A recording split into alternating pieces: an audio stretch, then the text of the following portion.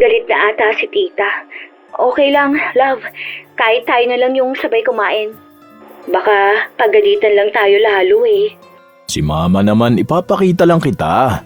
Ipapakita mo lang ako sa kasama mo para hindi ka pagdudahan. Kaya muntikan ka na matanggal sa trabaho mo eh. Inuuna mo pang mag-reply dyan sa jowa mo. Hindi mo ba maipaliwanag dyan na kapag oras ng trabaho, dapat sa trabaho ang tuon? Ano, 24/7 na magkausap kayo? Pababayaan mo ang trabaho mo at ang sarili mo para lang mag-update sa kanya. Hindi mo ba pwedeng sabihin dyan sa mapagbantay mong nobya na mamaya na kayo mag-usap kasi may trabaho kang tinatapos? Pati sa meeting na bawal malaman ng iba.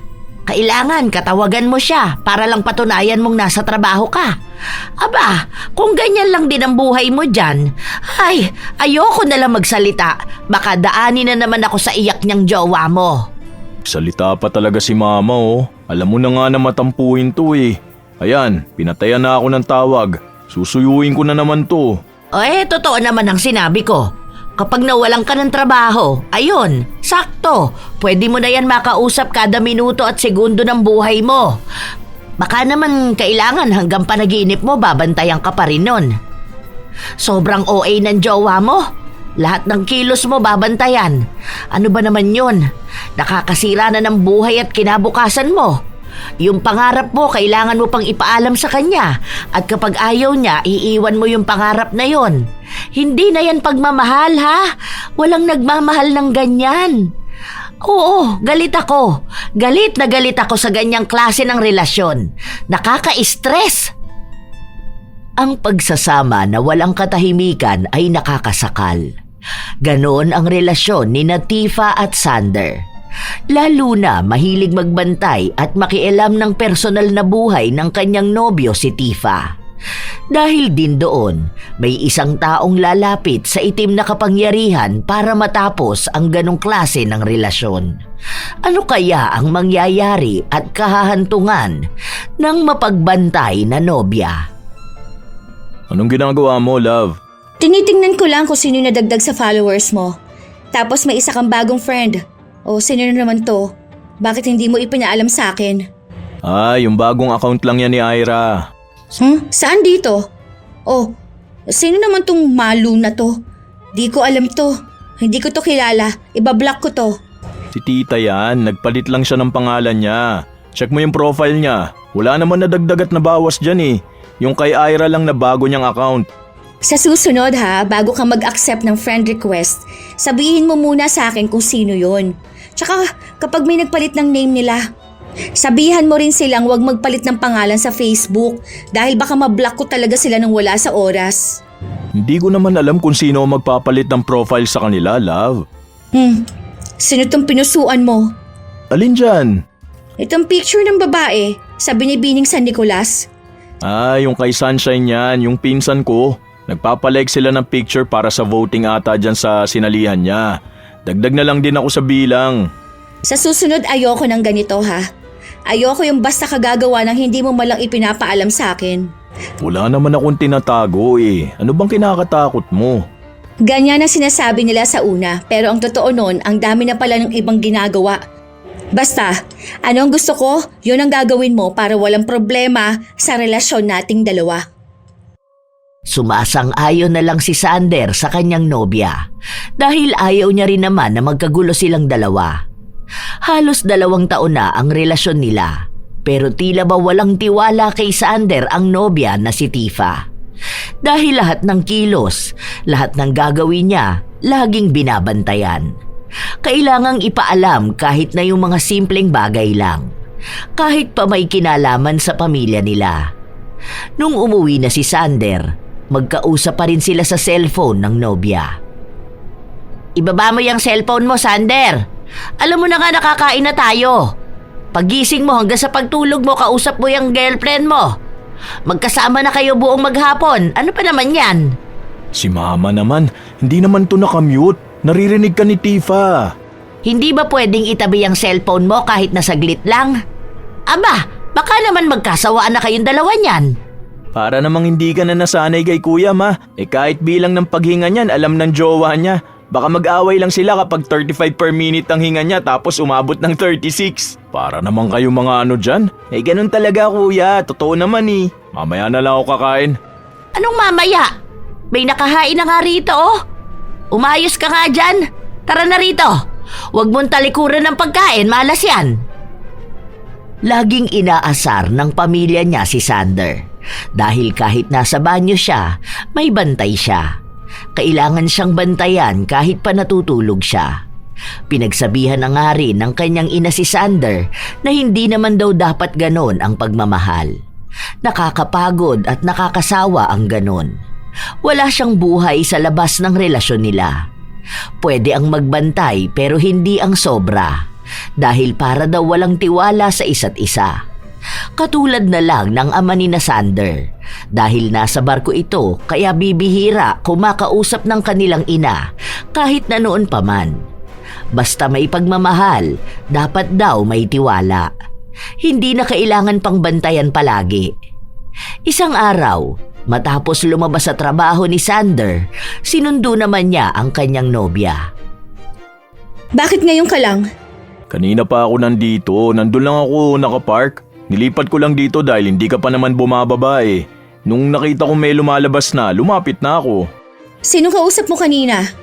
Hindi mo man lang sinasagot ang tawag ko? Hindi ko nakita dahil nasa bag yung cellphone ko. O anong ginawa mo doon? Sino ka nausap mo? May kinilala kang bago? Wala ah, sino naman kakausapin ko? Saka hindi naman ako pala kausap ng ibang tao. Aba, malay ko. Tara na, umuwi na tayo. Hatid na kita sa inyo. Nagmamadali ka ba ha? Hindi pa nga ako nakakapagsuot ng helmet, gusto mo na kaagad umuwi. Masakit kasi ang ulo ko eh. Gusto ko na rin umuwi. O bakit masakit ang ulo mo? Anong ginawa mo? Nagtrabaho ko. Alam mo naman na nasa trabaho lang ako maghapon, di ba? Magkausap pa nga tayo nun. May isang oras tayong hindi magkausap. Bandang 1:00 yon. Tulog ako nun, break time namin. Sino namang kasama mo nun? Katrabaho ko. Magkatabi kayong natulog ng katrabaho mo? Babae yan? Anong magkatabi? Magkatabi lang kami ng pwesto ng upuan. Sa upuan lang naman ako natutulog. Saka si James ang katabi ko. Siguraduhin mo lang. Bakit wala kang ipinadala sa aking picture? Paano naman ako magpapadala? Tulog nga ako noon. Tara na nga, umuwi na tayo. Huwag mo sabihin na magagalit ka na naman sa akin. Isang oras lang naman yung hindi tayo nakapag-usap ah. Ang daming pwedeng mangyari sa isang oras. Tulog nga ako noon. Hindi ko alam kung totoong tulog ka. Dahil pwede mo namang sabihin tulog ka pero ang totoo, may iba kang nilalandi. Wala akong panahon makipaglandian sa ibang tao dahil pagod ako at masama pa ang pakiramdam ko. Tara na nga. Nagtalo pa ang magkasintahan dahil kahit na anong paliwanag ni Sander, tila ba ayaw siyang pakinggan ng kanyang nobya. Hanggang sa nagkabatiri naman sila. Habang nasa biyahe si Sander, nakabukas ang tawag para makita siya ng nobya habang pauwi siya. Noong nasa bahay na siya, nakita ng kanyang ina na magkausap pa rin sila. Huwag mo sabihin na habang nagdadrive ka ng motor mo nagse-cellphone ka. Alam mo naman na delikado yung ganon, di ba? Ang daming naaaksidente sa kalsada dahil sa ganyan. Pati ba naman pag uwi mo, kailangan bantay sarado ka pa? Hindi man lang iniisip yung kaligtasan mo. Hindi naman ako humahawak ng cellphone, ma. May holder naman dun sa harapan ng motor ko. Kahit na, delikado pa rin yon. Sa susunod, sabihan mo yung girlfriend mo. Dahil ako ang magsasalita dyan. Hindi niyan magugustuhan kapag ako ang nagsabi sa kanya. Hindi ka naman nagloloko ah. Pinaghihinalaan at binabantayan ka masyado. Okay na po yun, ma. Nag-iingat naman po ako eh. Kung mahal ka talaga ng babae na yan, dapat inuuna niyang isipin ang kaligtasan mo. Ay, naku, nang gigigil ako. Hayaan nyo na po, ma.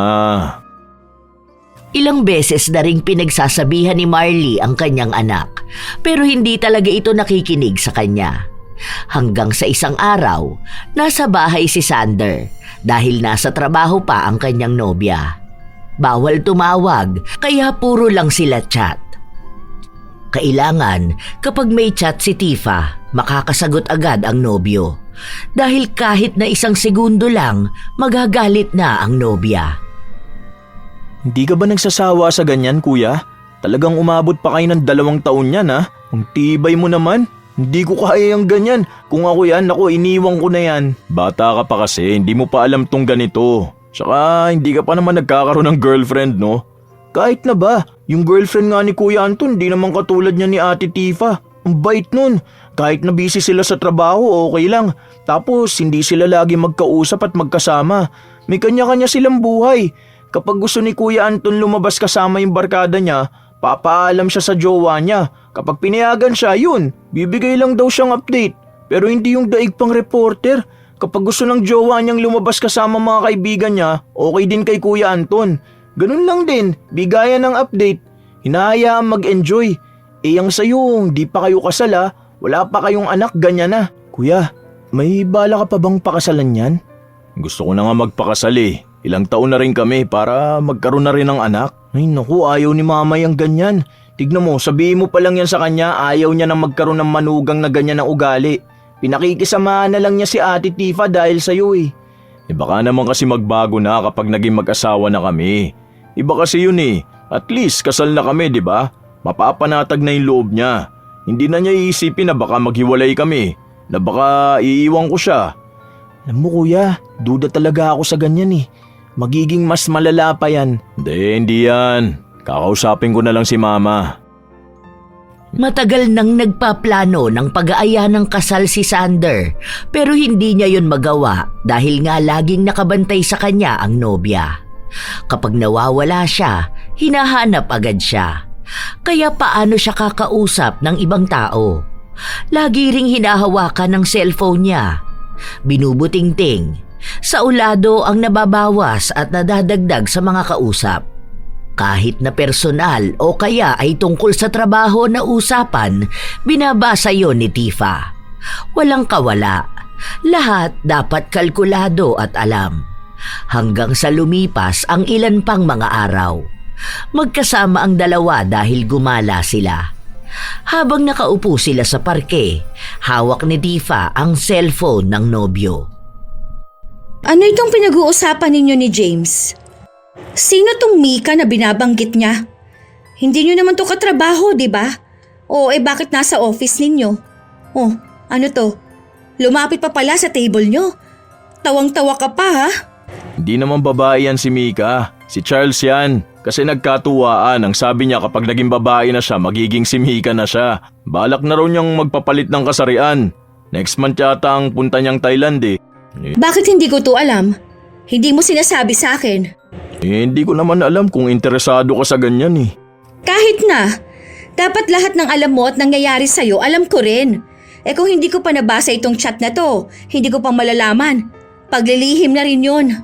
Nasabi ko na sa'yo noong nakaraan ha. Hindi mo lang natatandaan. Di sana inulit mong sabihin sa akin para hindi na ako nagtanong ng ganito. Di ba?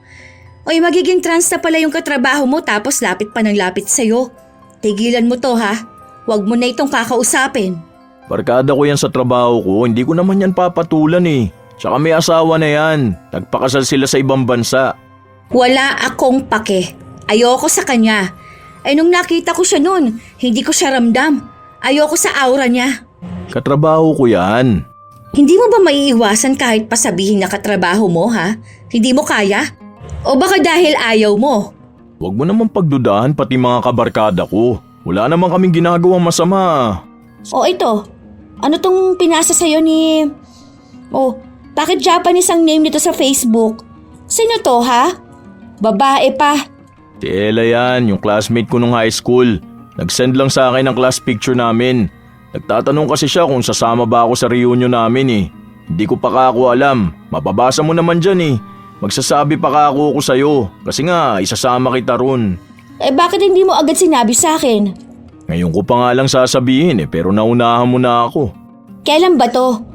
Para makapag-live ako. Next month pa naman yan, bandang 20 or 21 daw. Sasama ba tayo? Okay, sige. Basta alam ko kung sino mga kasasama doon. Ibigay mo sa akin ang list. Kapag andoon yung ex mo, hindi na ako sasama. Wala naman yun sa Pilipinas eh. O paano mo nalaman? Hindi, naisip ko lang. Kasi nung naghiwalay kami noon, papunta na siyang Japan. Kaya malamang nasa Japan na yun. Kanino ka humihingi ng update sa kanya? Humihingi. Hindi naman ako nakikipag-usap sa iba kong mga kaibigan at naging kaklase ah. Alam mo naman kung sino lang nakakausap ko, di ba? Minsan nga ikaw na yung nagre-reply eh. Sinisigurado ko lang. Baka sa iba kayo nag-uusap. Saan naman? Maging email ko nga pinapakialaman mo. Tinitignan mo yung mga usapan dun kahit na boss at client lang naman namin. Pati working phone at email ko binubuksan mo na rin. Kaya wala naman ako may tatago sa'yo. Alam mo na lahat. Pwede namang makaisip ka ng paraan, di ba, kung paano ka magtatago sa akin? Alam mo, wala na ako may tatago sa'yo dahil pati pag-ihi ko alam mo kung kailan. Pati pagkuha ko ng tubig sa pantry. Kung ilang tinapay ang nakain ko, kung anong ulam ko, kung uminom ako ng juice, kung nagbanyo ba ako, ilang minuto ako sa banyo, ilang tissue na gamit ko. Lahat ng ginagawa ko, alam mo naman lahat yun, love eh. Kaya wag mo na akong pagdudahan sa mga ginagawa ko. Alam mo naman kasi ako, di ba? Babae ako. Hindi mo naman maaalis sa aming mga babae na mag-isip ng ganyan. Kami kasi, ang gusto naming mga babae yung ina-update kami. O yun naman ang ginagawa ko, di ba? Kahit anong oras ako natulog kasi nakikita mo naman yun. Magkukol tayo hanggang sa malobat na yung cellphone ko. Basta wag ka lang kasing lalaktaw ng update sa akin. Alam mo naman na yun ang kinaiinisan ko, di ba?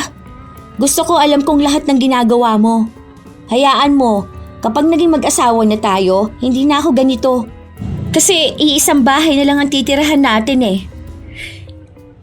Mag-live-in na lang kaya tayo, no? Ano sa tingin mo? Ayoko naman ng ganun. Hindi ka pang live-in lang. Gusto ko yung papakasalan muna kita bago kita ibahay. Oo, kailan mo naman ako pakakasalan? Ako nang bahala dun ha. Di naman pwedeng sabihin ko agad sa'yo. Baka naman wala kang balak.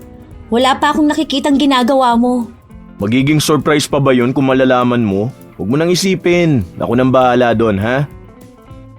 Lumipas ang ilan pang mga araw kung saan dumating ang ilang mga pagsubok sa kanilang samahan. Pero nanatili pa rin silang matatag.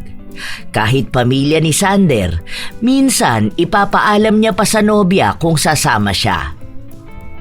Isang beses pa, habang nasa palengke si Sander at ang kapatid niya, nakasalubong nila ang dating kasintahan ni Sander.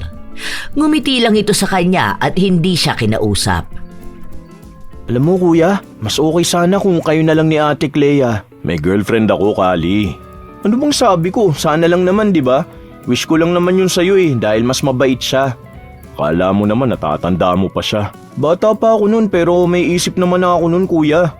Ang bait kaya ni Ate Clea. Ang saya nyo nga nun eh. Naalala ko pa, hindi siya kasama nun tapos umakyat kayo ng bundok ng mga pinsan natin. 2 araw yata kayo hindi nag-usap pero hindi naman siya galit sa'yo. Naghiwalay lang talaga kayo dahil kailangan niyang sumama sa parents niya pabalik ng Japan. Kung single pa siya, pwede pa kayo. Ganun talaga, iba-iba ang babae. Hindi porket iba si Clea, hindi na rin pwedeng mahalin si Tifa. Magkaiba naman yung pagmamahal ko sa kanilang dalawa eh. At sigurado na ako kay Tifa. Alam kong siya na talaga yung babaeng mamahalin ko habang buhay. Siya yung pakakasalan ko. Hindi mo sure. Pwede pang dumating ang isang araw na magbago ang ihip ng hangin kuya. Lalo na kapag napagod ka nakakaintindi sa kanya. Hindi naman kita hinihikayat na mag-cheat dahil ayoko rin naman magloko ka. Pero ang sinasabi ko lang, yung makawala ka dun sa babaeng baliw na baliw sa'yo. Hindi yan. Nagsabi naman si Tifa na magbabago rin siya kapag nakatira na kami sa iisang bahay eh. Magbabago siya pero hindi yung magandang pagbabago, kundi yung mas malala na pagbabago. Saka mo sabihin sa akin yung ganyan kapag may jowa ka na ha. Hindi ka pa nga marunong manligaw eh. Maiintindihan mo lang ako kapag ikaw na yung nasa sitwasyon. Dahil nung mga oras na yon ay hindi nakapagbigay ng update ng ginagawa niya si Sander. Nagalit na agad ang kanyang nobya. Kung ano-ano nang pinagsasabi sa kanya. Mga bagay na hindi naman niya ginawa. Mga hinala na kung ano-ano. Kaya inabangan niya sa labas ng trabaho ang nobya para suyuin lang. Nung makita siya, hindi ito kumibo, ni hindi nagsalita. Malamig ang tingin sa kanya. Hindi ka ba naniniwala sa akin ang dami nga naming bitbit ni Kali? Sinabi ko naman sa'yo na bibili kami sa palengke at grocery na rin, di ba? May hawak yung mga kamay namin. Hindi naman ako makakapag-chat agad. Saka pag uwi ng bahay, nag-update naman ako sa'yo, di ba? Tapos hindi mo naman ako pinaniniwalaan. Ah, talaga ba? Ang tagal naman ng 1 oras ninyo sa labas. Wala yung isang oras dahil nagmamadali kaming umuwi noon. Kahit na itanong mo kay Kali na malengke lang talaga kami. Isa pa yung kapatid mo na yon. Hindi naman sumasagot sa tawag. Parang hindi mo makausap ng maayos eh. O sige tara, sumama ka sa bahay para alam mo kung anong mga pinamili namin. Nandun yun, may resibo. Nandun yung araw at oras. Ayoko nga. Ayaw naman sa akin ng mama mo. Akala mo ba hindi ko ramdam yon? Kapag nandun ako, wala siyang ibang ginawa kundi ang magkulong sa kwarto ninyo. Tapos dadaanan niya lang ako. Tsaka akala mo ba hindi ko naririnig ang usapan ninyo? Yung sinasabi niya sa akin na bakit lagi na lang kitang binabantayan? Alam mo naman yun si mama parang hindi ka naman nasanay sa kanya. Yun na nga. 2 taon na tayo. Pero parang lagi pa rin mainit ang dugo niya sa akin. Inaano ba kita? Inaalagaan din naman kita, di ba? Pinababayaan ba kita? Ano bang ginagawa kong mali sa'yo? Niloloko ba kita? Nakita ba nilang pakawala akong babae? Kung yung parents ko nga tanggap ka eh. Mabait yun si mama, ang ayaw niya lang yung parang bantay sarado ko. Hindi kasi siya ganun kay papa Iba-iba naman ang pamamaraan ng mga babae, di ba? Hindi naman porket okay sa kanya yung ganun na hindi sila madalas nakikita o nag-uusap ng papa mo, okay na rin sa akin. Paano? Sila, kasal na sila. Tayo hindi pa. Kung ganun din naman na kasal na tayo, alam ko na may hawak na ako. May karapatan na ako. Hayaan mo na lang si mama, ganun lang talaga siya. Hindi na alam ni Sander ang gagawin niya. Ayaw niya rin naman magsalita ng hindi maganda tungkol sa kanyang ina, lalo na kung may kinalaman yon sa kung paano pakialaman ang relasyon nila. Hindi talaga sa pamamaraan na pinakikialaman at ang daming pinagbabawal sa kanila. Maluwag naman si Marley sa relasyon ng kanyang mga anak. Nakikisama siya ng maayos sa mga kasintahan ng mga ito.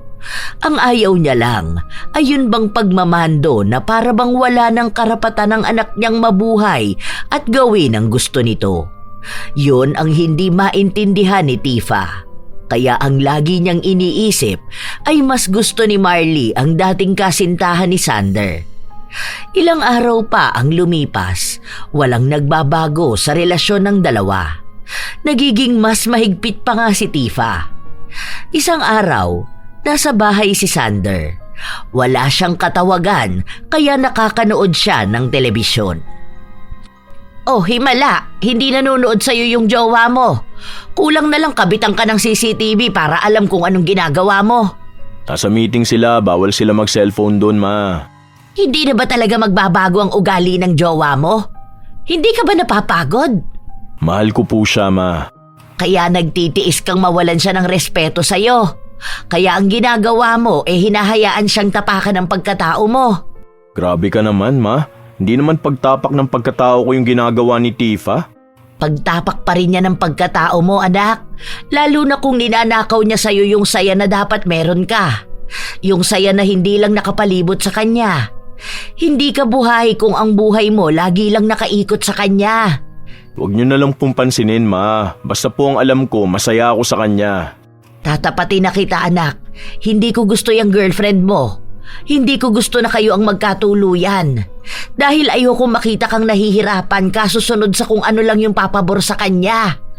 Ako bilang ina mo, hindi kita pinaghigpitan sa buhay mo. Dahil alam kong kaya mong malaman kung tama ba o mali ang ginagawa mo. Sana yun din ang alam niya. Hindi yung kapag hindi ka nakakapag-update sa kanya nauuwi na sa awayan. Kung pwede naman sanang mapag-usapan pa. Saka hindi lahat ng ginagawa mo, dapat alam niya. Hindi yung pati oras ng ihi mo, kailangan i-monitor niya rin. Kung kumain ka na ba, kung anong oras ka natapos, anong kinain mo, kung pupunta ka ng banyo. Yung kahit na isang segundong hindi ka nag-reply, ang iisipin niya nang bababae ka na. Wala siyang tiwala sa'yo. Ibig lang sabihin nun, hindi ka niya kilala. Hindi ka niya kinilala dahil hindi ka naman talaga niya mahal. Hindi po, ma. Ganun po ang klase ng pagmamahal ni Tifa. Takot lang po siya dahil ganun po ang nangyari sa mga magulang niya noon. Hindi alam ng mama niya na may babae pala ang papa niya. Hindi pa naman kasal ang mga magulang niya kaya kahit na sila ang unang pamilya, sa iba nagpakasal. Kaya po yun, iniisip niya na baka ganun ang mangyari sa amin. Hindi naman ikaw ang papa niya. Pero yung trauma po nandun. Yung trauma na sa'yo niya rin ibinabato? Hindi pwede yung ganon. Siya ang gumamot ng trauma niya, hindi yung magbibigay siya ng trauma dahil lang sa tinatawag na pagmamahal. Kasi sa totoo lang, kung kayo ang para sa isa't isa, bantayan ka man niya o hindi, kayo ang magkakatuluyan. Kasi para siyang vampira na uubos ng lakas mo. Baka kung kailan kasal na kayo doon ka pa mapagod. Baka doon ka pa magkaroon ng pagkakasala sa kanya. Di ko po gagawin yun. Hindi mo masasabi ang isang bagay base lang sa kung paano mo yun iniisip. Paiba-iba ang panahon. Baka nga mamaya siya naman pala yung nagloloko. Kaya takot na takot siya at binabantayan ka dahil baka alam niya kung ano yung mga galaw na ginagawa niya rin naman. May tiwala naman po kay Tifa. Hindi niya po gagawin yun. Nakita mo na, may tiwala ka sa kanya. Bakit siya walang tiwala sa'yo? Hindi mo pa naman ata siya niloloko sa loob ng 2 taon niyo. Yun ang intindihin mo. Hindi pwedeng puro pagtitiis. Hindi pwedeng puro na lang pagmamando. Kahit na ganon ang sinasabi ng kanyang ina, tila ba hindi nakikinig si Sander. Mas nangingibabaw sa kanya ang pagmamahal. Lumipas ang ilan pang mga linggo. Sumapit na ang araw kung kailan sila magkikita-kita ng mga dati niyang kaklase. Noong naroon na sila, nakita nila si Clea. Ang sabi mo hindi sasama ang ex mo. Yun ang sabi nila, hindi ko alam. Kaya siguro gusto mo magpunta para lang makita yan. Ano, mas masaya ka ba ngayon? Andito ako Sana naman may respeto ka. Bakit? Hindi ko naman talaga alam na pupunta siya Hindi rin naman ako sasama kung sakali na hindi ka sasama. Malay ko ba? Kung gusto mo, umuwi na lang tayo. Magpapaalam na lang ako sa kanila. Hindi na. Nandito na tayo. Sayang naman yung binili kong damit kung uuwi lang ako. Babantayan na lang kita. Baka mamaya uuwi tayo tapos kapag tulog na ako babalik ka pala rito. Alam ko yung mga ganyang galaw. Para malaya kayo ng ex mo. May mga tropa pa naman akong sentidor. Kahit na alam na nilang mali yung ginagawa ng kaibigan nila, talagang hahayaan pa nila. Pagtatakpan pa. Hindi naman kami ganun. Malamang, hindi naman umaamin ng mga lalaki, no? Pagtatakpan mo rin sila. Basta alam ko wala akong ginagawa. Kung ayaw mo rito, pwede naman tayong umuwi na lang Hindi ko naman talaga alam na pupunta si Clea. Ang sabi ko nga wag na, di ba? Andito na tayo. Umuwi na lang tayo mamaya. Kapag medyo nakausap mo na mga kaklase mo nun. Kahit na naroon si Sander, halata na kontrolado siya ng nobya. Kahit na pagpunta niya ng banyo, kailangan niya pa ring ipagpaalam. Hindi siya uminom ng alak dahil sabi ng nobya niyang huwag siyang iinom. Limitado lang din ang mga tao na kakausapin niya. Kailangan aprobado pa ng nobya. Pati mismong usapan binabantayan ni Tifa. Tinitingnan niya kung mababanggit si Clea o ang nakaraan nila. Pero wala naman. Hindi rin lumapit si Sander kay Clea o maging si Clea. Kahit nga tingnan hindi ginagawa ng binata dahil natatakot siya sa pagbabantay ng kanyang nobya. Ang sakit ng tiyan ko. Magbanyo lang muna ako, magbabawas. Ang samahan ng tiyan ko dun sa kinain natin kanina hindi ko kasi gusto. Sige, pero bilisan mo lang ha. Nagmamadali kasi si Sander kaya naiwan niya ang kanyang cellphone sa lamesa. Nakita yun ng nobya kaya kinalkal niya. Nakita niya ang mga litrato na kuha. May mga pinagbubura siyang iba, lalo na kapag babae ang katabi o nasa likuran ni Sander. Sa lahat din ng litrato ay kasama siya. Ilang minuto na ang lumipas, hindi pa rin bumabalik si Sander. Hindi matawagan ni Tifa dahil hawak niya ang cellphone. Kaya tumayo siya para magpunta ng banyo. Pero bago pa siya makarating doon, naabutan niya si Sander na may bitbit na gamit at kasama ang isang babae. Parang bagong dating. Nag-init agad ang dugo ni Tifa nung makita niya yon. Nais na niyang mang-away pero hindi niya magawa dahil nahihiya rin siya sa ibang tao. Noong nailapag na ni Sander ang gamit, lumapit siya sa nobya. Kaya naman palang tagal mo. Iba naman pala yung inaatupag mo. Nagpatulong lang naman sa akin. Sabi mo banyo ang punta mo, di ba? Oo nga, galing naman talaga ako dun. Nung pabalik na ako, nakita niya ako tapos nakisuyo sa akin dahil mabigat nga yung karton. Ipapamigay niya raw sa amin. Bakit hindi ka man lang nagpaalam sa akin? Ang layo, alangan namang babalik pa ako. Naiwan ko rin naman yung cellphone ko. Kahit na. Sana nagpaalam ka man lang sa akin. Sana naman naisip mo na nandito yung girlfriend mo, di ba? Biglaan lang talaga yun. Sige, Huwag ka na magalit sa akin. uuwi na ako. Ikaw na lang maiwan dito. Mas ikaw ang kailangan nila. Uy, huwag ka na magalit. Sorry na. Hindi ko naman talaga alam eh. Tsaka sasabihin ko rin naman sa'yo. Sorry na, love. Alam mo naman na hindi ako nagtatago ng kahit na ano sa'yo eh. Nakita mo lang talaga ako. Hindi mo yun sasabihin kung hindi pa kita nahuli. Wala naman akong ginagawang masama. Tumulong lang talaga ako. Wala pa. Dahil nakita ko nga. Kung hindi ko nakita yon, baka kung ano nang ginawa ninyo. Saka may asawa na yung tao. Alangan naman na lalandiin ko pa yun. Hindi naman ako ganong klase ng tao. Tingnan mo na. Ganyan ang sagutan ng mga tao kapag nahuhuli na sila. Inililihis nila ang sitwasyon para magmukhang okay ang lahat. Na wala silang nagawang mali. Iniiwasan na ni Sander ang pagtatalo nilang dalawa dahil nakakahiya rin sa mga kasama nila. Pero doon pa rin nauwi ang lahat. Hanggang sa nagpaalam na lang siyang uuwi na silang dalawa. Hanggang sa sasakyan, maging sa bahay ni Tifa ay nagtatalo ang dalawa. Ano bang gusto mong gawin ko para paniwalaan mo ko? Na hindi nga kita niloloko. Na kahit anong mangyari hindi ko yung kayang gawin sa'yo. Hindi ko alam. Lahat naman ginagawa ko, hindi ko pa rin makuha yung tiwala mo. Ayoko naman mapagod sa'yo pero wala na akong ginawang tama eh. Lahat na lang ng kilos ko hinahanapan mo ng butas. Ngayon na nakita mo ng ex mo, malamang gusto mo makipaghiwalay sa akin, Hindi hiwalayan ang usapan dito. Inaayos natin kung ano yung problema ng relasyon natin. Hindi ko kasi alam kung anong gagawin ko eh. Lahat naman ng gusto mo sinunod ko na, di ba? Lahat naman ng hiling mo binigay ko. Iniwasan ko na kung sinong gusto mong iwasan ko. Binura ko na lahat ng gusto mong burahin at ayaw mo makita. Lahat na, lahat!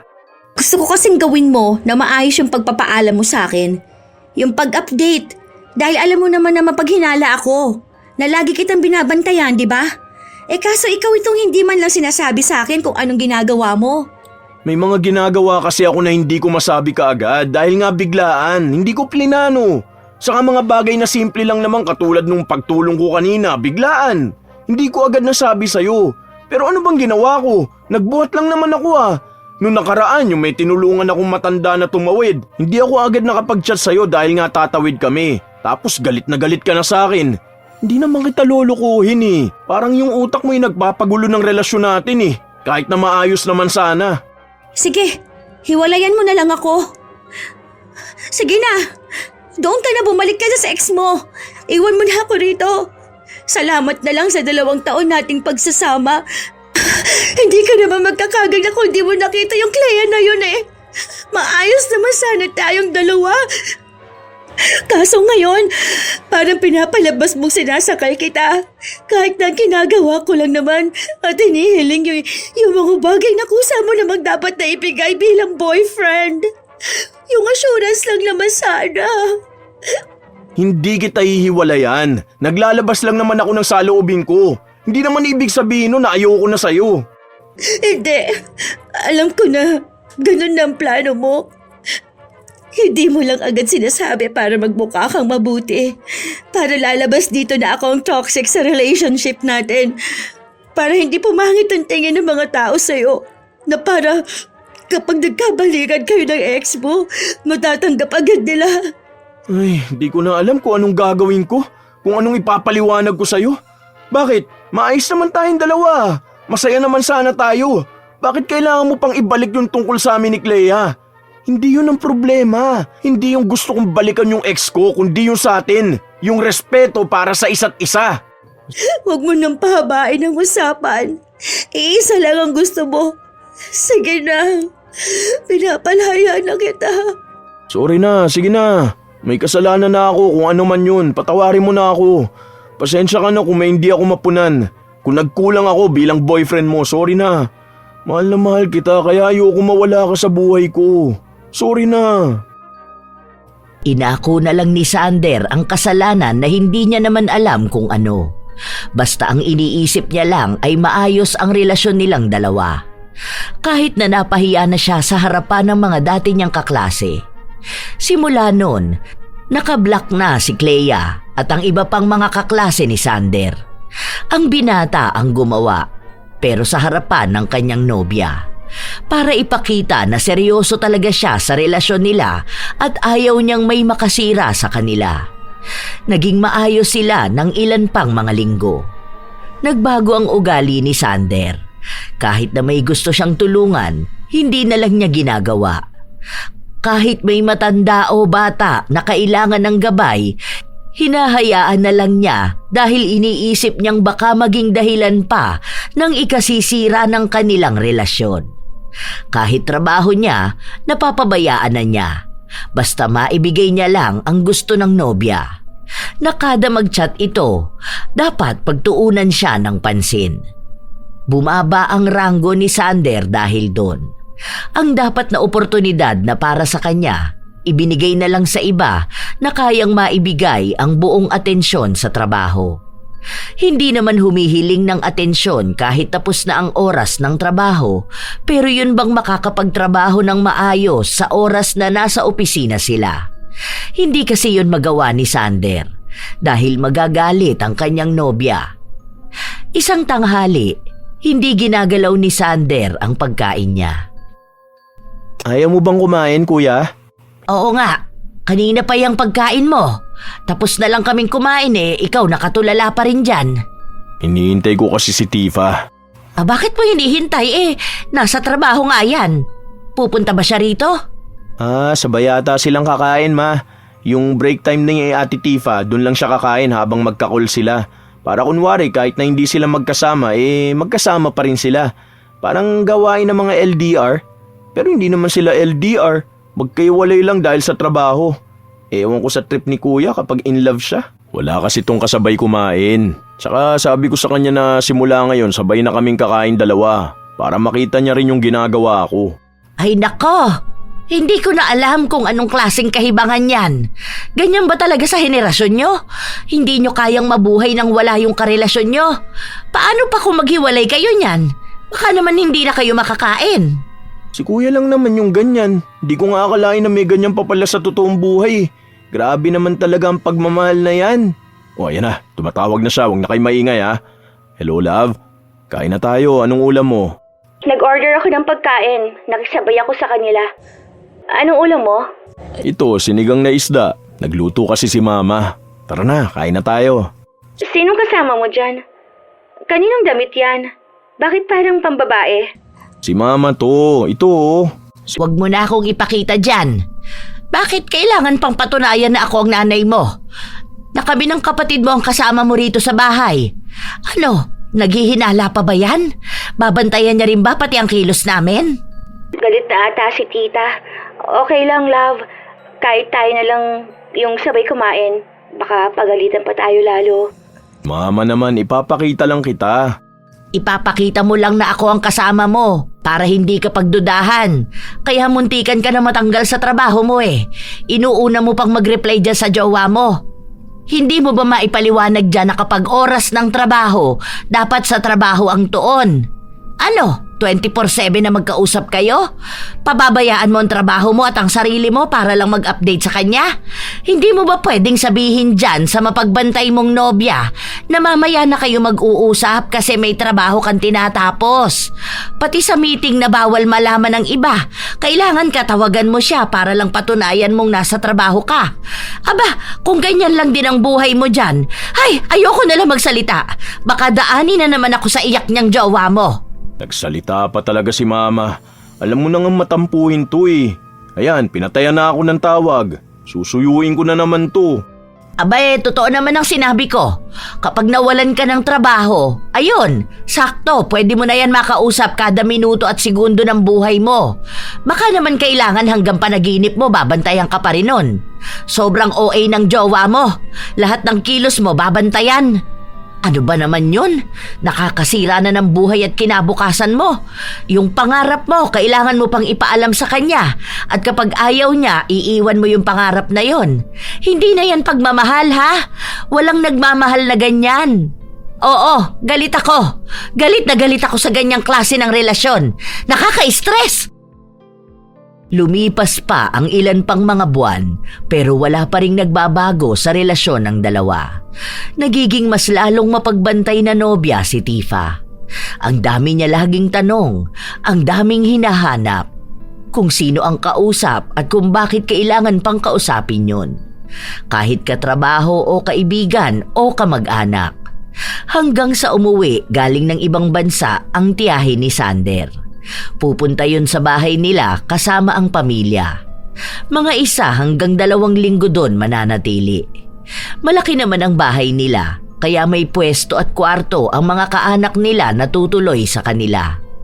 Minsan pa, isinama ni Sander ang nobya sa bahay nila kung saan may salo-salo na magaganap. Ma, si Tifa po, girlfriend ko. Hello po. Ay, hello din po, Tita Marley. Umupo na kayo doon, paluto na tong ulam. Saka sabihin mo pala kay Kali, ilabas na yung tubig. Kanina ko pa yun inuutos sa kanya. Tapos maglagay ng hindi malamig na tubig dahil hindi umiinom ng malamig ang tita nyo. Bilisan nyo na, anong oras na? Gutom na ang mga tao. Tulungan na kita dyan, ma. Ay, hindi na, kaya ko na to. Ang asikasuhin mo doon yung jowa mo. Nakikisama na lang si Marley sa nobya ng anak dahil nga sa ayaw niya ring mapahiya ang pamilya nila. Baka isipin ng mga kamag-anak nila na nag-aaway-away na sila. Hindi rin naman magandang tingnan na may pagtatalo sa araw dapat na puro lang masaya. Habang kumakain ang lahat, may mga kwentuhan at tawanan. Hanggang sa inanunsyo nga ni Sander ang magandang balita para sa kanila. Ikakasal na po kami. Nagbabala kami na magpakasal sa July. Pero kung sakali po baka mas mapaaga pa namin. Pero July talaga ang una namin na pag-usapan. 3 months na lang pala, kuya. Ang bilis naman. Sa simbahan ba? May nakita na ba kayong simbahan nun? Hindi pala makakapunta si Papa nun kung sakali, no? Hindi niya pa rin ata nakikita si Ate Tifa eh. So, call lang? Oo nga, saan naman kayo magpapakasal? Ang usapan po namin na civil wedding lang po muna. Tapos saka na po kami sa simbahan kapag nakaipon na po kami ng pera. Limitado lang din po sana ang bisita namin. Alam na ng pamilya mo yan? Hindi pa po. Ipapaalam pa lang po namin kapag nakauwi kami sa amin. Hinihintay lang po namin si Papa. Tsaka yung kay Papa naman po, baka kapag uwi niya doon na lang sa simbahan. Gaano na kayo kasigurado sa isa't isa? Ang bilis ng desisyon nyo. Sobrang sigurado na po. Mahal po namin ang isa't isa. Tsaka bumubuo na po kami ng plano para po sa pamilya namin. Sigurado na po kaming para po kami sa isa't isa. Tsaka gusto na rin kasi namin magsama. Gusto na po naming bumuo ng pamilya na pangarap naming dalawa. Dapat ang pagsasama nyo yung talagang sigurado na kayo. Hindi yung nadadala lang kayo ng isang sitwasyon na parang hindi porkit gusto ng isa dapat gusto na ng isa. Ito ang maipapayo ko sa inyo bilang isang asawa at ina. Kami ng papa mo, 3 dekada na kaming kasal. Ibang ugali niya nung magkasintahan pa lang kami at nung mag-asawa na kami. Sa kanyo lang makikilala ang isa't isa kapag magkasama na kayo sa iisang bahay. Kaya kung ako sa inyo, isipin niyo munang mabuti kung ano ba talagang gusto nyo. Mahihirapan na kayong umatras kapag kasal na kayo. Sure na po kami. Hindi na po yun magbabago. Desisyon na po namin ito at kung ano man pong mangyayari kapag kasal na kami, yun na po ang problema namin. Kami na po ang bahala doon kasi kami naman po ang mag-asawa. Napabuntong hininga na lamang si Marley. Iniisip niya kung anong buhay ang kakaharapin ng kanyang anak kapag nagkaroon ng asawa na gaya ni Tifa. Nung umuwi na si Tifa, nakakuha ng panahon si Sander para makausap ang kanyang ina. Bakit para naman pong tutol kayo sa relasyon naming dalawa ni Tifa? Hindi po ba dapat nagiging masaya na kayo? Kasi kapag nagkataon magkakaroon na kayo ng apo? Hindi ko alam. Basta hindi ako masaya. Alam mo na yon kung bakit. Dahil na naman po ba sa pagiging mapagbantay niya? Yung kailangan lahat ng gagawin ko alam niya? Napag-usapan na po namin yun. Hindi na po niya gagawin yun kapag nagpakasal at naging mag-asawa na kami. Ay, talagang naniniwala ka sa kanya? Ayoko lang kasing magsisi ka kung kailan huli na ang lahat. Anak, sobrang hirap pumasok sa pag-aasawa. Dapat parehas kayong nagkakaintindihan. O kung hindi man, dapat isa sa inyo ang iintindi sa isa. Salitan yon. Hindi pwedeng ikaw lang ang iintindi sa kanya. Ma, alam na po namin yan. Kapag mga ganyan, kami na po yan. Kasi kami naman po yung magiging mag-asawa eh. Kami na pong bahala sa ganun, ma. Kaya nagsasabi kayo na nai-stress kayo kasi kayo rin naman po yung nagbibigay ng stress sa sarili nyo. Hindi naman na po dapat isipin eh, pero kayo, ayan, isip pa kayo ng isip. Ewan ko. Sige, bibigyan ko pa ng pagkakataon si Tifa. Pero mukhang hindi ko naman na talaga kayo mapipigilang dalawa. Kapag nagdesisyon na kayo, talagang ipaglalaban nyo yon, hindi ba? Wala na akong magagawa pagdating doon. Pero sana nga hindi ka magsisi sa pinipili mong maging asawa. Sana hindi ka mahirapan, maging ang magiging anak nyo. Hindi pa naman sinasabi ni Marley na tinatanggap na niyang ganon ang magiging manugang niya. Ang isa kasi sa iniisip niya, paano kung dahil sa ganung ugali ni Tifa, hindi na maging masaya si Sander? Na baka pati pamilya niya, ipagkakait na rin na makasama niya. Hahayaan naman ni Marley ang anak na magkaroon ng asawa. Pero minsan, iniisip niya na sana ibang babae na lang ang mapapangasawa ng anak. Yung babae na may tiwala at yung babae na hindi praning pagdating sa pakikihalubilo ni Sander sa ibang tao. Iniisip niya kasi na walang mangyayari sa relasyon nilang dalawa kung ang gusto lang ni Tifa sa kanila lang iikot ang buhay ni Sander. Maraming bagay na makakaligtaan ang binata. Hanggang sa hindi niya namamalayan na tumanda na lang siyang malungkot at takot sa buhay. Ilang araw pa ang lumipas, naging abala ang magkasintahan. Ang dami nilang inaasikaso para sa magiging kasal nila.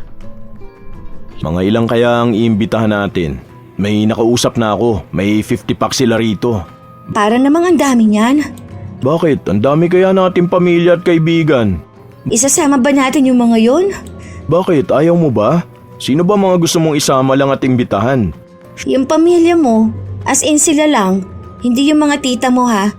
Tapos ako, sina mama lang, hindi rin tita ko. Tapos yung isa kong kaibigan. Ikaw, wala ka namang kaibigan. Sure ka ba? Mga nasa 15 katao lang ay isasama natin? Oo, ayoko na marami pang iba. Baka kung sino-sino pang kausapin mo doon. Baka kung sino pang pakinggan mo. Saka na lang yung iba kapag simbahan na. Yung mga tita natin, yung ibang katrabaho. Pero ipaalam mo muna sa akin ha kung sino yung iimbitahan mong iba bukod sa pamilya mo. Yung tropa ko kaya si Patrick, sakto kasi na pauwi na yun ng Pilipinas. Hindi ko naman kilala kung sino yun. Bakit ko yun papayagan? Hindi mo siya pinakilala sa akin. Baka mamaya may kung ano pang sabihin yun sa'yo eh. Madalas pa naman sa mga lalaki na kaibigan kung ano-anong sulsol ang ginagawa. Pinakilala ko na sa si Patrick, di ba? Yung kababata ko kako. May picture kami nun sa bahay, pinakita ko sa'yo. Kaso nasa ibang bansa siya nagtatrabaho. Pero babalik siya ngayon. Mga 1 taon daw muna siyang bakasyon dito sa Pinas. Kikilalanin ko muna yon bago ko imbitahan sa kasal natin. Basta lahat ng gusto mong isama, dapat kilala ko na. Hindi yung base lang sa kwento mo o sa picture. Hanggat hindi ko kilala, hindi pwedeng makapasok sa buhay natin. Hindi pa sila kasal pero tila ba kontrolado na ni Tifa ang kasintahan. Ang dami na agad bawal, ang daming kailangang sundin. Pero hindi na yon pinapansin ni Sander dahil para sa kanya, parte yon ng pagmamahalan nila. Na kahit anong mangyari, kailangan niyang tanggapin ang ugali na yon. Yung mga pangako ni Tifa na ugali na babaguhin niya, mukhang malabo talagang mangyari. Isang araw, nagpasama si Marley sa kanyang anak para magpunta sa isa nilang kamag-anak. May kasalan silang pupuntahan pero tanging sina Marley at Sander lang ang makakapunta. May pasok sa paaralan si Kali at ang iba nilang kapatid naman ay may inaasikaso. Ano ba, Sander? Bakit hindi ka pa nagsasapatos dyan?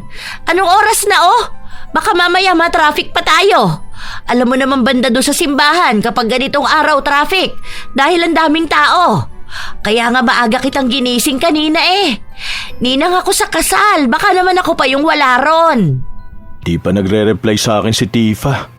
Hindi ba pwedeng mamaya mo na lang hintayin ang reply ng jowa mo? Kapag andoon na tayo sa simbahan, hindi mo ba sinabi sa kanya na aalis tayo? Sinabi ko sa kanya kagabi pero hindi naman niya sinagot yung paalam ko. Aba, kung hindi ka pala papayagan ng jowa mo, hindi mo ako sasamahan. Ano ba akala niyang gagawin mo ron? Mambababae? Diyos ko naman, Sander! Anong oras na? Hindi ka na ba makakilos talaga hanggat hindi nagsasabi ang jowa mo? Kapag sinabi niyang huwag kang hihinga, hindi ka na rin hihinga. Baka kasi magalit siya sa akin Oh, ayan mismo ang sinasabi ko sa'yo. Kaya ayoko sanang magsama kayong dalawa niyang jowa mo Kasi kapag naging mag-asawa na kayo, hindi ka na makakakilos lalo niyan. Hindi ka na makakapunta sa bahay. Dahil kapag sinabi niya sa'yo na huwag kang lalabas ng bahay, aba, hindi ka talaga lalabas ng bahay. Hoy anak, hindi kita pinipigilan na mag-asawa ha. Pero piliin mo naman ang magiging asawa mo. Hindi ba pwedeng i-book na lang kita hanggang sa simbahan, ma? Huwag mo akong gigilin, Sander. Baka gusto mong ibato ko yung cellphone mo. Baka kasi magalit si Tifa Baka kaya hindi niya sinagot yung chat ko dahil ayaw niya akong payagan. Tingnan mo, huwag mo akong pilitin. Makakatikim sa akin ng salita yang si Tifa. Tumayo ka dyan. Magsuot ka na ng sapatos mo at alis na tayo. Bilisan mo. Huwag mo akong paandaran dyan sa hindi ka pinayagan niyang girlfriend mo. Ayaw pa sana ni Sander na sumama sa ina pero pinilit siya. Kaya kahit na wala pang sinasabi ang nobya, umalis sila. Habang nagmamaneho ng motor si Sander, biglang tumawag si Tifa. Ano? Sino yung angkas mo ngayon? Anong oras pa lang talagang nasa labas ka na? Kagigising ko lang, ito agad ang bubungad sa akin. Ako, bakit? Pupunta kami ng kasal ng anak ko. Bakit? Hindi ba pwedeng samahan at ihatid niya ako? Mga kamag-anak lang namin ang naroon. Ano ba akala mo? May babae na naman ang anak ko? May ginagawa siyang mali kahit na wala naman. Ma, wag na. Anong wag na? Muntikan pa tayo mabangga nung L3 kanina dahil nagmamadali ka sagutin ang tawag ng jowa mo. Hindi na ba niyan iniisip ang kalagayan at buhay mo? Ha? Talagang mas gusto niya yung ikapapahamak mo? Kapag ba hindi mo agad nasagot, magagalit siya sa'yo? Mas okay na maaksidente o mamatay ka basta wag lang siya magagalit sa'yo. Pinatay na ni Tifa ang tawag, pero alam ni Sander na hindi pa tapos ang usapan nila. Alam na agad ng binata kung saan naaabot ang pagtatalo nilang dalawa ng kasintahan. Habang nasa simbahan at nagpapatuloy ang kasal, nagtatalo sina Sander at Tifa. Nagpapaliwanag ang binata kung bakit sinama siya ng ina sa kasal.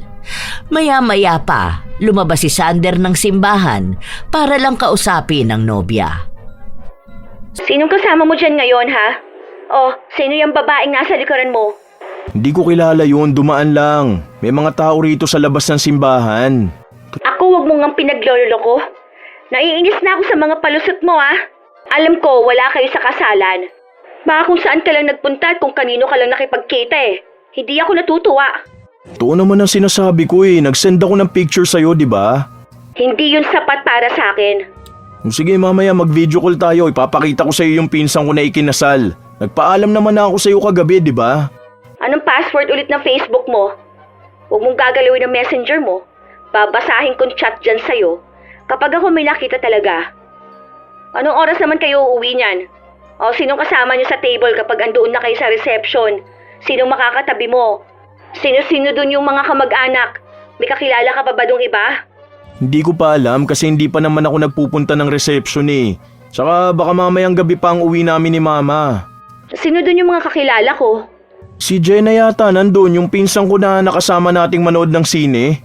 Bukod pa doon, isend mo nga sa akin yung listahan ng mga imbitado, yung address ng venue. Oo, sige, mamaya na lang. Anong ginagawa mo ngayon? Ha? Nasa simbahan nga ako, nasa labas nga. Kaya naririnig mo naman na ang daming sasakyan na dumaraan. Nasaan yung motor mo? Nandun sa may kabila. Patingin ako. Teka lang. Tanong mo sa mama mo kung mga anong oras kayo makakauwi. Para makita ko kung mga anong oras ka nga niyan makakauwi sa inyo. Yung tamang oras ang sabihin mo sa akin, ha? Kasi tatawagan talaga kita. Gusto ko malaman kung talagang aalis ka na at kung ganong oras ka talaga makakauwi sa inyo. Sabi niya kanina baka mga 5 PM uuwi na kami dahil baka matraffic kami. Pero hindi ko pa alam kung ganong oras ba. Nandiyan kasi yung mga kamag-anak namin eh. Yung iba ngayon na lang ulit nakita ni mama kaya baka magtagal pa siya rito.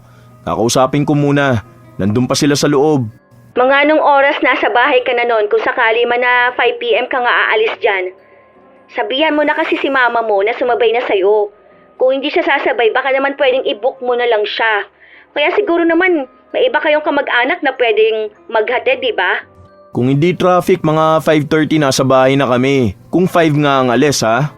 Bandang 5:30 tatawag ako sa'yo. Dapat nasa bahay ka na. Kapag hindi traffic, ha? Hindi ko alam ngayon kung traffic eh. Wala akong pake. Basta kailangan kapag tumawag ako sa'yo, nasa bahay ka na. Wala nang palusot yan. Update mo ko. Send ka ng picture ng mga tao doon. Huwag kang tumabi sa hindi mo kamag-anak. Ang gusto ko detalyadong lahat, ha? Sinasabi ko sa'yo, kahit na wala ako dyan, malalaman at malalaman ko pa rin kung anong ginagawa mo. Kung niloloko mo ako, lalabas pa rin ang katotohanan. Sumasakit na ang ulo ni Sander. Hindi siya mapakali. Hindi siya nakikipag-usap maging sa mga kamag-anak niya dahil tutok siya sa pakikipag-usap sa kanyang nobya. At sa pagpapatunay na wala nga siyang ibang ginagawang masama. Hanggang sa napansin na siya ng ilan sa mga kaanak nila, kaya si Marley ang tinanong. Hindi na lang sinagot ng ginang dahil ayaw na niyang malaman pa ng iba kung paano naging masalimuot ang buhay ng anak niya sa piling ng nobya. Maya-maya pa, panay ang tanong ni Sander sa kanyang ina kung anong oras ba sila uuwi. Lapit na mag-5 ma, uwi na tayo. Paalam ka na sa kanila. Mamaya na, ano ka ba? Anong oras pa lang naman oh? Maaga pa. Pwede naman 7:00 na lang tayo umuwi. Bakit ba nagmamadali ka? Sabihin mo mamaya na tayo uuwi. Mauna na lang pala ako umuwi. Sabay ka na lang kina tito, ha? Aba, ang batang to, iniwan talaga ako. Nagmamadali masyado. Hindi na mapakali si Sander.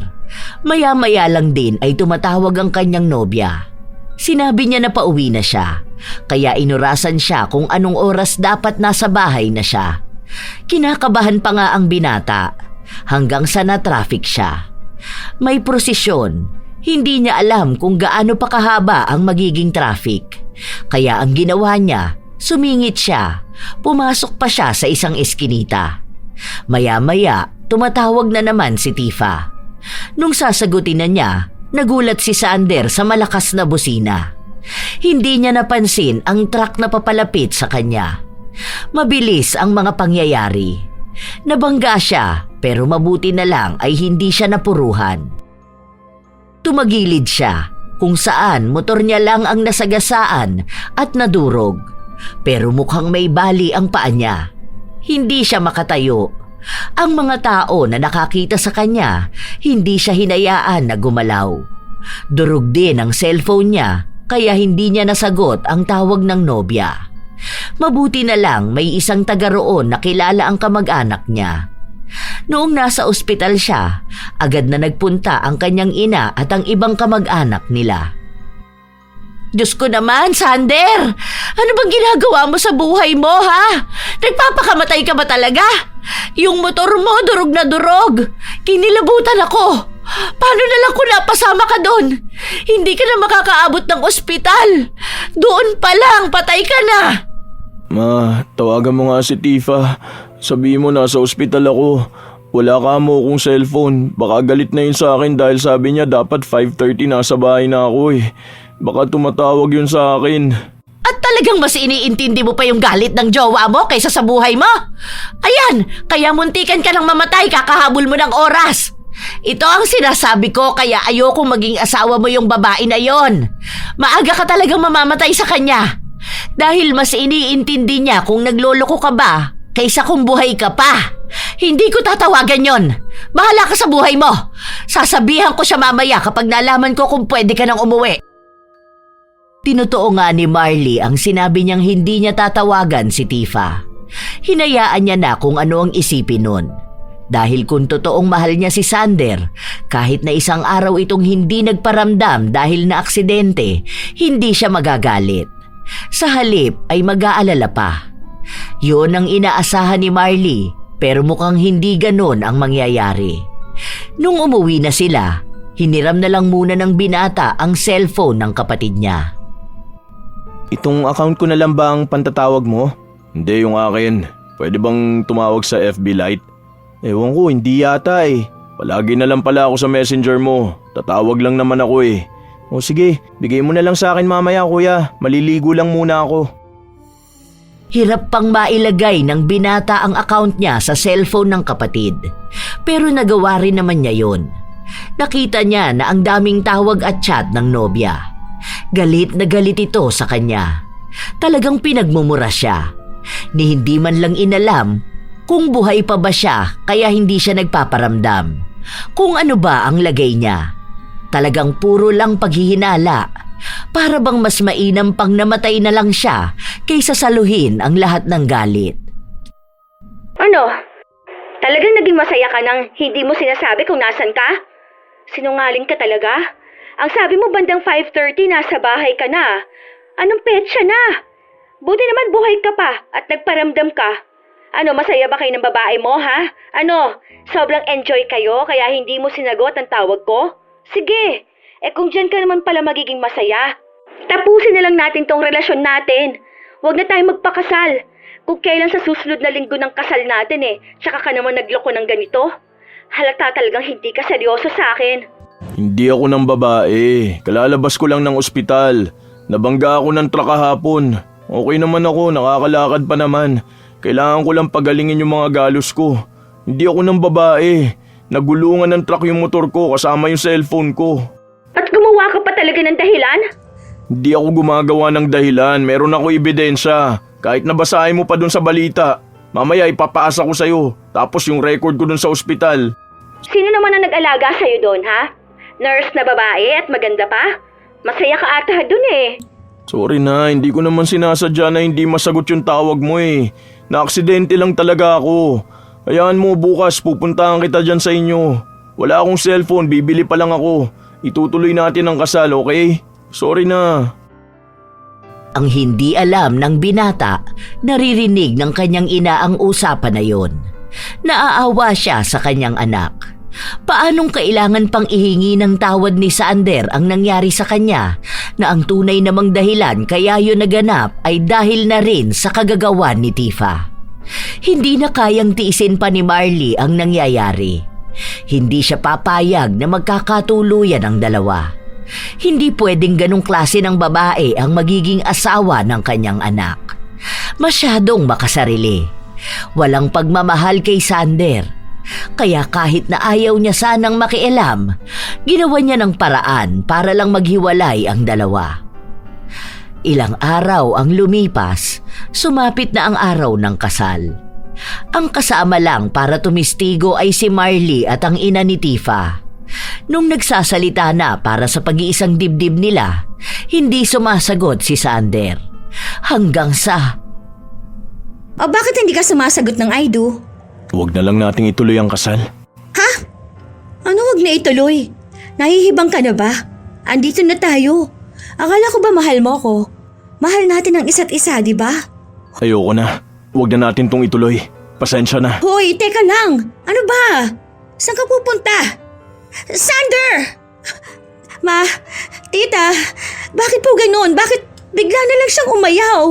Baka hindi pa talaga handa ang anak ko. Baka may kailangan pa kayong ayusin sa sarili nyo. Tulungan niyo naman po ako. Mahal namin ng isa't isa. Pasensya ka na. Kung ano ang desisyon ng anak ko, siya lang ang makakapagpabago nun. Hindi ako at mas lalong hindi ang sino man. Magbigay ka na lang ng panahon para sa kanya. Hindi nagbigay ng simpatya si Marley sa nangyari dahil gusto niya yon. Gusto niyang wag matuloy ang kasal. Ang maghiwalay ang dalawa. Sa katunayan nga, pinakulam niya ang sarili niyang anak. Pinagawan niya ng ritual para maging magulo ang utak at desisyon pagdating sa relasyon nila ni Tifa. Ang pag-atras ni Sander sa kasal, gawa yon ni Marley. Walang ibang nakakaalam.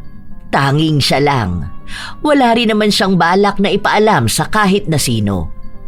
Gusto niya lang palabasin na kaya nangyari yon ay may napagtanto ang kanyang anak.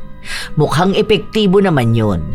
Naging maugong nga lang ang usapin tungkol doon sa mga kamag-anak at mga kaibigan nila. Isang beses pa, sinubukan ni Tifa na kausapin si Sander. Wala na ba talaga tayo? Hindi mo na ba gustong subukan pa ulit? Baka naman may pagmamahal ka pa sa akin. Mahal pa kita. Siguro, hindi ko alam eh. Basta ang alam ko sa ngayon, gusto ko ng kalayaan. Gusto ko mabuhay. Naghahangad ako ng panahon para maging malaya. Alam mo yun, yung mga bagay na wala ako nung taon na nakakulong ako sa mga gusto mo. Hindi ba kapag mahal mo ang isang tao, dapat tanggap mo kung anong mga gusto niya? Sinabi ko na sa'yo na naguguluhan ako, hindi ko alam. Nito ko lang naramdaman na nasasakal ako sa mga ginagawa mo sa akin. Hawak mo ako sa leeg, hindi ako makahinga. Wala akong ibang alam gawin kundi yung gusto mo lang. Gusto kong makilala yung sarili ko bilang ako, hindi bilang isang tao na ginawa mo para lang sa gusto mo. Kasi ako, minahal kita kung ano at sino ka, pero ako, binago mo ko. Hindi ko na makilala kung sino ako. Gusto ko ng pagmamahal na may tiwala. Yung may pagmamahal, yung ramdam ko ang pagmamahal, hindi yung ako lang ang nagmamahal. Sige, subukan na lang ulit natin. Gawin na lang natin kung ano yung gusto mo.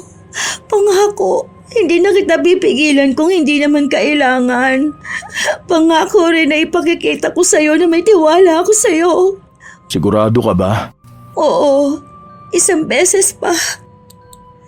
Naguguluhan na ang binata. Hindi niya alam kung tama na ba o pwede pa. Kaya kinausap niya ang kanyang ina. Hindi naman siya pinigilan ni Marley. Kung ano ang sa tingin mo, pwede mong subukan sa huling pagkakataon. Kapag nakita natin na may pagbabago, baka nga mahal ka niya, natakot lang siya. Pero kung walang pagbabago, baka tama na. Kasi hanggang may chance na binibigay, walang pagbabago Baka uubusin lang din ng emosyon mo. Alam mo ba, Ma? Nung ilang araw na hindi kami magkasama, hindi kami nag-uusap, nahirapan ako. Pero alam niyo po yung ang saya, ang gaan. Parang nakikita ko ulit yung purpose ko sa mundo, na ito yung ako. Yung buhay ako dahil buhay ako, hindi dahil gusto kong maging sunod-sunuran lang. Yan yung sinasabi ko sa'yo. Dapat sa pagmamahal mayroong ganyang pakiramdam. Para kahit na mahirap ang pagmamahal, may kapayapaan, meron kang pahingahan. Dahil dapat ang pagmamahal may tiwala. Hindi lang sa kapareha mo, kundi maging sa sarili mo. Kaya kung tingin mo pwede pang magbago si Tifa, bigyan mo ng huling pagkakataon. Kung hindi na siya magbabago, tama na. Masakit yan pero mas payapa kapag napunta ka sa tamang tao. Kahit na may halo ng kulam ang damdamin at isipan ni Sander, pwede pa rin siyang magdesisyon. Hanggang sa nagkaroon ulit sila ng ugnayan ni Tifa. Pero hindi na ganon kabigat ang pagmamahal na nararamdaman niya. Hindi na ito katulad ng dati na handa niyang sundin ang lahat, kahit na mali na. Akala nila maayos na. Pero isang buwan lang ang nakalipas, bumalik na naman sa dating ugali si Tifa. Sino yung kasama mo kahapon? Akin na nga cellphone mo. Sabi ko na nga ba tama ang kutob ko. May bago kang kinakausap. Sino to ha? Bago mong babae? Ano tong pinag-uusapan ninyong pupunta kayo ng Tagaytay? Niloloko mo ko? Si Mama yan, bakit hindi mo tignan yung profile niya? Bakit hindi mo basahin lahat ng usapan namin? Oh, bakit pupunta kayo ng Tagaytay? Nagpaalam ka na ba sa akin ha? Para sa birthday niya. Pumayag ako? Alam mo, tama na to. Ayoko na. Nakikipaghiwalay ka na naman sa akin? Ayan, kasi nga, naloloko mo ko. Tama nga na wala nang patutunguhan tong pagsasama nating dalawa. Pagod na ako. Ayoko na. Yan lang ang sasabihin mo sa akin. Napapagod din naman ako Pero hindi naman ako sumuko. Mas pagod ako. Naubos ko na lahat ng pasensya at pag-unawa ko na kaya ko ibigay sa'yo. Kaya pasensya ka na. Pero ito na yung huling beses na maghihiwalay tayo. Dahil hindi na tayo magkakabalikan ulit. Hindi ko pinangarap na mabuhay sa ganitong pagmamahalan. Hindi ko gustong hanggang sa ganito lang ako. Gusto ko yung pagmamahal na may tiwala. Gusto ko yung pagmamahal na pahinga ko kapag pagod na ako. Hindi yung pagod na ako sa buhay ko, wala pa akong karapatan na huminga. Dahil sakal na ako. Sige, kung makikipaghiwalay ka sa akin, siguraduhin mong hindi ka hahabol sa akin. Hindi na rin ako makikipagbalikan sa'yo. Sige, mas malinaw na ito naging usapan nating dalawa na hindi na talaga tayo babalik sa kung ano tayo. Parehas na tayong bumitaw. Tingin mo ba, makakahanap ka pa ng babaeng gaya ko? Makakakita ka pa ba ng babae na tatanggapin at mamahalin ka? Sa pagiging mamas boy mo? Hindi ko alam. Basta ang alam ko sa ngayon, sarili ko naman muna ang pipiliin ko. Mas mahal ko ang sarili ko. Bakla ka ba? Dapat ang tunay na lalaki handang magsakripisyo at mahirapan. Premyo kami. Kaya dapat handa kang lumaban. Kung premyo ang mga babae ng pakikipaglaban, sana makakuha ako ng premyo na mamahalin din yung lumaban para sa kanya. Ayoko na ng maraming usapan. Bakla na ako sa paningin mo. Pero gusto kong makahanap ng totoong pagmamahal. Totoong babae na alam niya ang halaga niya. Para hindi niya ipinagkakait sa akin yung sarili kong halaga. Huwag ka na sana makapag-asawa. Sana makahanap ka ng lalaki na kayang tumbasan yung mga naibibigay ko. Yung higit sa akin. Dahil yun ang kailangan mo. Sana makita mo yung taong kahit na nasasakal na, handa ka pa ring mahalin. Dahil hindi na ako yun. Hindi mo na sa akin makikita yung ganon. Pasensya ka na. Galit na galit si Tifa. Sinusubukan niyang magsalita ng mga bagay na sinasabi niya noon sa binata. Na kapag binanggit niya, babalik at magmamakaawa sa kanya ang nobyo. Pero sa pagkakataon na yon, hindi na. Tinalikuran siya ni Sander. Ni hindi siya nilingon. Pinabayaan siyang nagagalit dahil buo na sa kalooban ng binata na iwan ang ganong sitwasyon. Mas nangingibabaw na sa kanya ang tulong ng kulam na huwag makaramdam ng sakit at pagmamahal kay Tifa. Alam na rin naman ni Marley na hindi na magtatagumpay kahit pa magkabalikan ang dalawa. Dahil ang kulam sa kanila, panghabang buhay na. Ibig sabihin, darating talaga ang araw na maghihiwalay sila ng tuluyan. At yun na nga ang araw na yun. Isang araw, umuwi si Sander sa bahay nila. Hindi mawari kung malungkot ba siya. Nakapagluto na ako ng pagkain, nak. Sabay ka na sa amin. Oo nga kuya, para naman hindi ka nakatulala dyan, di ba? Tara na, ito pa naman yung paborito mong pagkain. Ano bang problema kuya? Tara, usap tayo. Bili akong alak. He, anong alak pinagsasasabi mong bata ka? Joke lang naman, Nay. Baka kasi gusto lang ni kuya ng kausap eh. Pinapatawa ko lang naman siya. Hindi na kami okay ni Tifa. Yun lang pala eh. Ayoko na. Hindi na kami magkakabalikan nun. Di mabuti naman. Tara pala, kain na tayo kuya. Okay lang yan, nak. Ganun talaga ang buhay. Hindi pa naman huli ang lahat sa'yo eh. Bata ka pa naman. Enjoy mo na lang muna sa ngayon. Malay mo, dumating na rin yung babae na tama para sa'yo. Minsan talaga may mga minamahal tayong hindi natin nakakatuluyan. Nagiging parte na lang ng alaala at aral sa atin. Katulad niyan, aral sa'yo na hindi lahat ng pagbabantay at paghihigpit ay tunay na pagmamahal. O tara na, kain na tayo. Hindi maipaliwanag kung may lungkot, pero maaaring meron nga. Dahil minahal naman talaga ni Sander si Tifa. Alam niyang mahihirapan siyang matanggap yun, pero hindi pa nga naman talaga huli ang lahat para magmahal. Ilang buwan pa ang lumipas. Hindi nag-uusap ang dalawa. Hanggang sa nagpakita si Tifa kay Marley. Gusto niya lang daw itong makausap. Sige na po. Baka kapag po ikaw ang kumausap kay Sander, kausapin niya po ulit ako. Para saan ba? Para po magkabalikan na kami. Nagbago na po talaga ako. Hindi ko na siya paghihigpitan. Natuto na po ako. Alam mo, sa totoo lang, wala na kayong chance ng anak ko. Ikaw na lang ang pumipilit sa sarili mo. Ayoko nang tatawagan mo ko para kausapin at makiusap ng ganito. Dahil aaminin ko na sa'yo ha, masaya ako na hindi ka naging asawa ng anak ko. Alam mo kung bakit? Dahil hindi siya masaya sa'yo. Hindi kayo magiging masayang dalawa. Magdurusa kayo. Kaya ngayon na ayaw na niya, masaya na ako para sa kanya.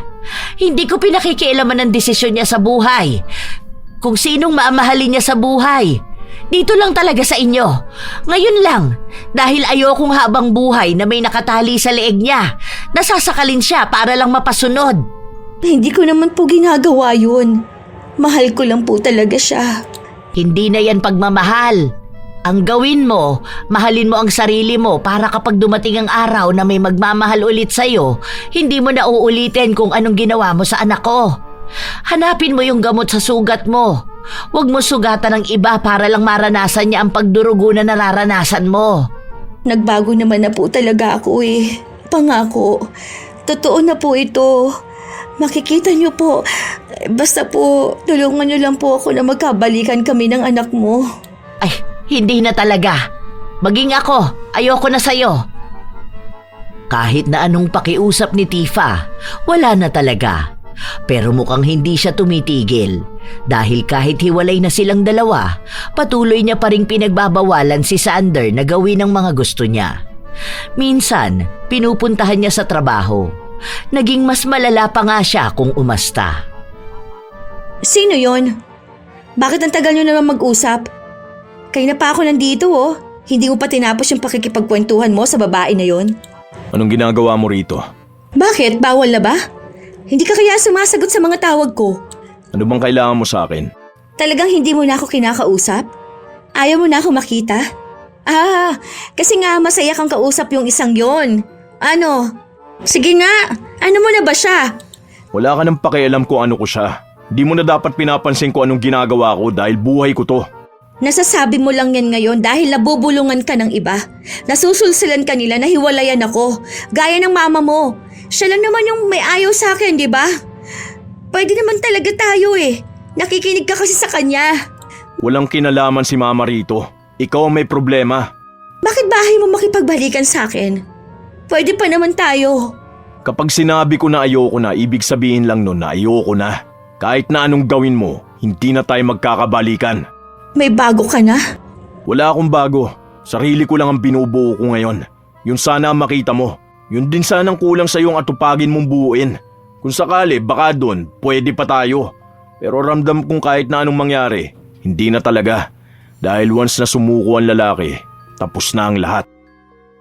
Buong puso at tapang yung sinabi ni Sander. Hindi na nga sila nagkabalikang dalawa. Dahil sa kulit ni Tifa, ng ibang bansa na lamang ang binata. Pinutol niya ang lahat ng koneksyon na meron kay Tifa. Gusto niyang mabuhay sa paraan na alam niya, hindi sa paraan na gusto lang ni Tifa. Hindi na rin nakalapit pa ang dalaga sa pamilya ng dating kasintahan dahil nagsampa sila ng kaso nung nagwala si Tifa sa harapan ng bahay nila. Sa ngayon, nasa ibang bansa pa rin si Sander. Wala pa rin siyang kasintahan pero ramdam niya ang saya. May nililigawan siya. Kinikilala na dalaga na tingin niya ay malaki ang potensyal na maging asawa niya. Habang si Tifa, wala na siyang balita kung ano ba ang ginagawa. Minsan talaga, may mga taong inaakala na ang paghihigpit at pagbabantay ay ang pinakamalakas na forma ng pagmamahal. Para sa kanila, ang madalas na pagtatanong, ang pag-alam sa bawat galaw at ang paghingi ng walang katapusang paliwanag ay paraan ng pag-aalaga. Akala nila, kapag alam nila ang lahat, masisiguro nilang hindi sila masasaktan at hindi sila mawawala sa buhay ng minamahal. Ngunit sa likod ng ganitong paniniwala, kadalasan ay nakatago ang takot. Takot na mapalitan, takot na maiwan, at takot na muling masaktan ang mga karanasang dala ng nakaraan. Sa una, nakakagaan sa pakiramdam ang may taong gustong malaman kung nasaan at kung ano ang ginagawa. Ngunit habang tumatagal, Ang pag-aalala ay nagiging hinala at ang pag-aalaga ay nagiging kontrol. Unti-unting nawawala ang espasyo para huminga, para maging sarili at para magkamali. Ang relasyon na dapat sana'y sandalan ay nagiging lugar ng pangamba at pag-iingat. Ang mas masakit, ang paghihigpit ay hindi kailanman nakapagbibigay ng tunay na seguridad. Kahit gaano kahigpit ang pagbabantay, kung may kulang sa tiwala, laging may pagdududa. Sa halip na patatagin ang relasyon, lalo nitong binibigyang diin ang distansya ng dalawang taong dapat ay magkasangga, hindi magkalaban. Tandaan na ang tunay na pagmamahal ay hindi sinusukat sa dami ng tanong o sa tindi ng pagbabantay. Sinusukat ito sa kakayahang magtiwala, magbigay ng kalayaan at umunawa na ang bawat tao ay may sariling mundo na dapat igalang. Ang pagmamahal ay pagpili na maniwala kahit may takot, pagpiling magpahinga ang isip kahit may posibilidad ng sakit. Kayo ba mga apo, nasubukan nyo na bang magkaroon ng karelasyon na bantay sarado kayo? Ano rin ang inyong opinyon tungkol sa desisyon ng bawat karakter? Tama lang ba ang ginawa ni Marley na makialam sa anak? Maaari niyong ibahagi sa amin ang inyong kwento at opinyon. Naway nakapaghatid ito ng magandang aral sa inyo. Shout out sa ilan sa mga masusugid na tagapakinig ng mga istorya ni Lola Telang. Marisa Espiritu, Jerwin Galot, Beth Lisa, Lerma Royo, Kayla Camille Olpindo, Shiana Vlog, Helen Grace, Jessa Joy Lozada from Iloilo City, Ray Galedo at sa Galedo family ng Cabuyao, Laguna, Regine Pelipas from Calaba, Abra, Sara Bulaon, Riz Magante, Vince Ocampo, Joy ng Bahrain, Nancy De Los Santos, Arian Alea, Sydney Crosswind at sa kanyang anak na si Christine Lane Bandoho, Supladang Pasaway, Lovely Rose Roa at Princess Rain Roa Alawami, Kimpoy Feliciano, Hazel Fiesta, Marida Lightworker, Gia Gigi, Francisco Neng, Jeremy Saranillo Francisco, Matt Sarol, Mel Santarita, Esteli Reyes at sa Reyes family ng Marikina City, AJ Chua, Vicky Yabut, Roy Lacandalo, Josefina Fuelias, Irisabela Tuazon, Febe Rañada, Mike James Tapak, Will Maleses, Leonisa Cobo, Lurian Vitalicio, Jenny Suzuki, Raquel Hasegawa and to her husband Mitsuru, Maria Lee Nakagawa, Lynn Hasegawa, Elise Padilla, Lydia Lopez, Gemstone Claro, Lance MBB, Rosalina Bugayong, Ami Yong, Ami Bag, Angelina Ignacio, Roslyn Mangilin, Cherry May Libiran, Robert Crimen, Razon Yao, Mil Rose Demate, Jaime Constantino, Jennifer Makasinag, Alma Naong, Pureza Tagiwalo, Rachel Whitney, Toto Orteo, Chef M, Ronald Belza Bahado, Lainey Soverano, Liza Infante. Shout out din kina Enda, Liza, Delia, Dan, Marifel, Miriam, Nampot ng Binyan, Laguna. Ito ang inyong Lola Telang at maraming salamat sa palagi ninyong pakikinig mga apo.